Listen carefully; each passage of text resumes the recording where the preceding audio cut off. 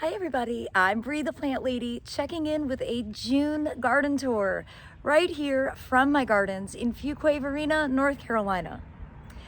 This is probably the first time all year that I'm saying something nice about this border because I have been perpetually disappointed. But in this moment, I actually think it looks pretty good. And the reason that I like it is because it's dense and full, and that's really what I'm always aiming for in my gardens, is not having open space. I just want stuff to seed in and fill in the gaps. And it's finally happened. So let me give you an up close view. So it wasn't as many poppies as I'd like, but these are big, healthy poppy pods. They're not ready to be harvested yet. And another element that I really like in here is the barley. The deer did end up like smashing them down, or honestly, it may have been the cats. I don't know that that was actually the deer. I used to do fabulous grain installations, but the deer have definitely made that to be more challenging. You can see there's another barley there that's also been stepped in. But, the cilantro, which is this white, airy white, is blooming. There is larkspur. There's castor beans self-seeding. There's zinnias that have self-sown that have started to bloom. And there's even dahlias in flower, which usually I trim these back, but I forgot to do it. And then poof, they're in bloom, and there's more over there. They're even taller. So this is going to be a lot of fun when I do get in to clean this up. It's probably a week or two away from getting the seeds collected and changing the bed over. I already have a lot of summer stuff planted. Like I have this roselle that's already starting to produce. And several other things like coleus and hibiscus and plectranthus and salvias. So I'm not going to have to plant a lot for this bed. I'm just going to need to collect the seeds and pull out those winter annuals. You can see that mustard is bolted, and though it's not in the right place in the bed, I love the mustard flowers. And depending on how you approach this bed, they don't actually look completely in the wrong spot. And I just have to show you how enormous this dahlia is. It's like my height already. So I'm definitely gonna have to do some staking, because if it's this high today, it's gonna be way too big by August. Well, I'm thrilled to see that this Edgeworthia isn't wilting so severely. And look, first crinums in bloom. And I didn't know whether these would bloom or not because they all got transplanted from the big lily removal. And I have some nutsedge that I need to come and deal with. But I don't see a whole bunch of tiger lilies coming up. So that is really good news. I do have a pokeweed. And the wave, it's actually probably going to be amazing. Look at how many cosmos there are.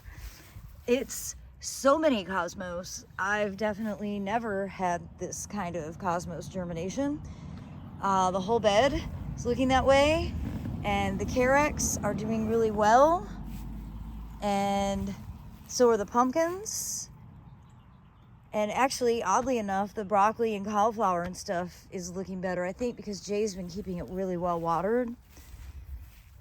But I'm really encouraged to see this much germination of the cosmos, because it would be great just to have this be an engaged ground plane with green, maybe some blooms if we're lucky. So stay tuned for updates from the wave. So I was having a discussion last night about the benefits of not having plants touching your house, which is a recent revelation for me. In college, I was taught to start the garden right against the house. Really what you should do is start your garden 10 foot off your house and just let that be mulch or grass. And then you don't have plants in the way to maintain your property. Christine Sabio is having a terrible time with rot at her house because of plant material being close. And this garden is actually really great when you look at it from this angle, not having plants up against the house. So, little tidbit of information, if you're in the process of building a new garden, consider keeping the plants off of the house and then just mulch and, well, have a strip around your house for access, and to make sure that things aren't getting like dark and damp. Like, this is an area where we end up having to replace a lot of the hardy plank because I have too many plants up against the house. It's also the north side, so it's extra dark and wet, but having all that evergreen plant material basically touching the house isn't a good decision either. And I just want to point out how nice the burgundy, this is sparkling burgundy eucomis look, and I love this calycanthus. And then I actually have hydrangeas blooming. This is the arborescens. This is one from Proven Winners, but I don't remember which one it is. I've had it for probably 12 years, and the deer have eaten it every single year. This is the first time that I've ever had flowers. And I'm showing it to you now because I bet tonight they'll eat it. Speaking of the deer eating everything, you can see there's another hydrangea arborescens right there, but the deer are eating that. And then they're also eating the phlox back. But you know what? They did this last year and it was no big deal. The phlox did eventually bloom, and I don't have to do any pruning on it at all. So that's me trying to look at the bright side. I mean, obviously I love all the plants that are in here, but I am thinking about doing some cutbacks. We'll see how ambitious I am.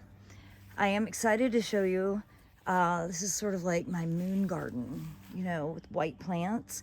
And I love this little native azalea that's blooming here. I think this is June Jubilee. And that's perfect because it's June 1st. And I really do appreciate the ground plane coverage with perennials on the north side of the house. This has been planted since 2011, so it's really well established. I don't do very much to manage it. Just a little light weeding, occasional watering. It does get very dry. But the goal was to not have to mulch through this area, and I've achieved that pretty successfully. Especially now that this is the Airbnb, I don't want to have to micromanage every little space, so having more perennial ground plane coverage is important. Probably the most successful, and the thing the deer don't eat, is oregano. Now that is more oregano than any rational person should have, but you know what? For now, it's doing its job, and I can mow it. I actually took the electric lawnmower to it last year in the winter, and that's how I cleaned it up, and it was really easy. And of course, I do the same thing to the phlox. I literally just take the lawnmower, mow it down after frost, but the deer are mowing it down for me now. So, you know, you could see it's really nicely trimmed. I'm not going to deny that, but they're clearly walking in, and then they're eating all the blackberry foliage. So yeah, but oh well. That's okay. It doesn't really bother me. I don't see it. I come over, and last year this did bloom. I was worried that it wouldn't, but it did eventually flower. Now I'm really excited to show you this echinacea. This was a trial echinacea, I think last year. I'm gonna have to go through my paperwork and find the name because holy crap, it's awesome. Now I know these pom-pom ones aren't that great for pollinators, but this is a nice looking plant. It's tight, it has a ton of flowers, it's a really striking color. I'm super impressed. It's got really sturdy stems, so it'd be fantastic as a cut. So I grow in the native garden all just straight species Echinacea purpurea. This came as a trial. I didn't buy it, but I'm gonna say it's a really outstanding plant, and I'm gonna try and find the name. It's probably from Ball, but I can't say that for sure. Well, I've been busy harvesting poppies in here, and I've been admiring this feed tank because the nasturtiums just look so awesome. And you can't really see it because, you know, the cottage garden stuff is in front. But I realized that I've actually got broccoli in here that isn't ready to be harvested, but will be. And it's the only broccoli that I have this spring. I grew so much, and most of it just got completely eaten by cabbage worms. And obviously the cabbage worms have visited these plants, but they're surviving. But more importantly, the nasturtium is just so remarkable. I have a friend from NC State coming over for dinner tomorrow night, Melinda, and I think I'm gonna serve her some nasturtiums. So it's funny, I realized the other day, this bed 10 years ago was full of Asclepias tuberosa.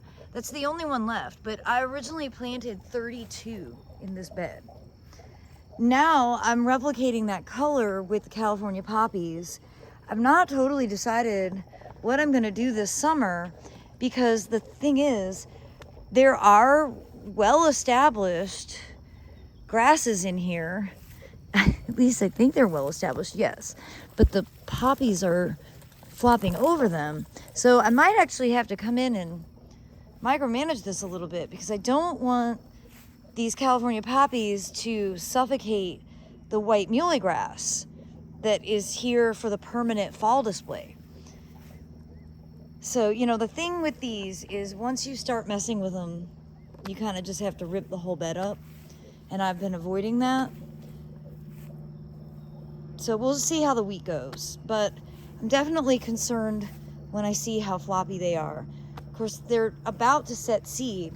But with California poppies, I've found that you can actually harvest them like this. They don't have to be brown. Because if they're brown and you touch them, they explode. So what I should probably do is rip the plants out of the ground and then cut these seed stalks and just put them into a bucket. Okay, that sounds like a video in and of itself. And this garden, which is mostly native perennials, is looking great. I probably should trim those asters. Big horseradish, which is exciting. Horseradish is like one of the few spices, that and mustard, that I'm not allergic to. Tons of catnip. Been collecting poppies. Oh, I missed one. That's a perfect one. And over here, things are starting to dry up. I'm probably gonna clean this. We'll see soonish. How about that? Soonish. But I love the carrots. I just always think carrots are one of my favorite flowers, and they're a wonderful cut. And of course, they're also great to harvest seed from. Well, this backyard property border is looking pretty great. I'm really happy with how the shrubs have all sort of grown together. Removing some of the trees was a really good decision. These gardenias have just been outstanding, and they smell so good. The calla lilies are also just extraordinary. And I think those were just bulbs from like a bag at Walmart or something. The larkspur are still going. There's actually still poppies that are flowering in here. So this border is not ready to be messed with yet. But I will eventually get more vegetables inserted, but not yet. This still has a few more weeks of being enjoyed and then also being harvested from. And here in this border, you gotta love the clashing of seasons. We've got self-sown zinnias flowering while larkspur and poppies continue to bloom. And look at that sleepy drunk bee. I love the color and textural contrast. Well, everyone, I look forward to sharing more updates with you through the month of June as we officially enter summer. And as always, thanks so much for watching. Happy gardening.